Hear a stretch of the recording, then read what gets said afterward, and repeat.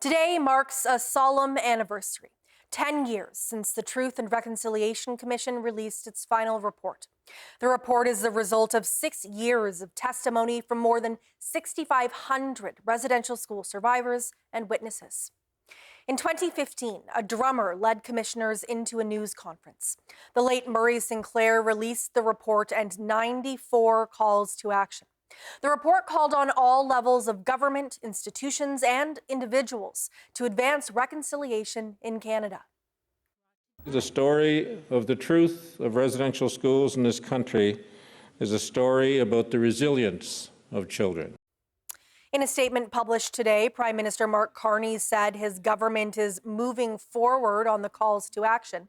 Carney said his government pledges to build a future where survivors are honored with remembrance, justice, and a fairer Canada.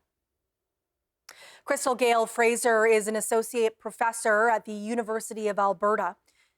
She's tracked and spoken with residential school survivors from her hometown of Nunavut.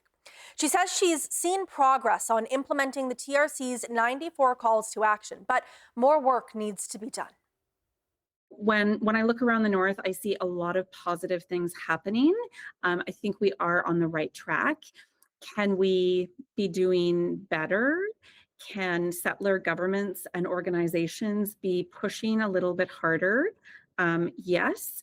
But overall, I think it's probably Indigenous communities and organizations who are leading the way in this. She says the calls to action shouldn't be seen as a checklist, but instead as a roadmap for a journey all Canadians are on together. TRC Commissioner Marie Wilson says there has been some progress after 10 years, but not enough.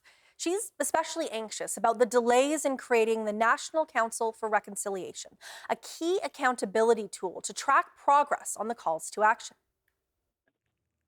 I'm very anxious to see what will become of the National Council for Reconciliation. It's one of the things that we felt and we stressed should have been implemented within the first year. And here we are 10 years later.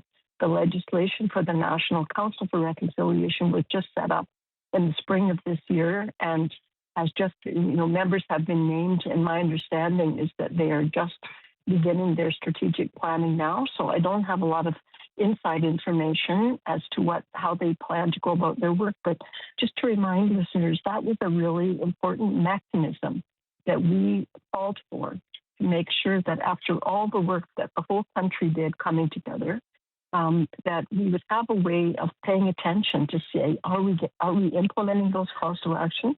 Are we getting better? Are we having better results? Or are things worse in some areas? Wilson says an independent body is needed to track progress and share results across the country.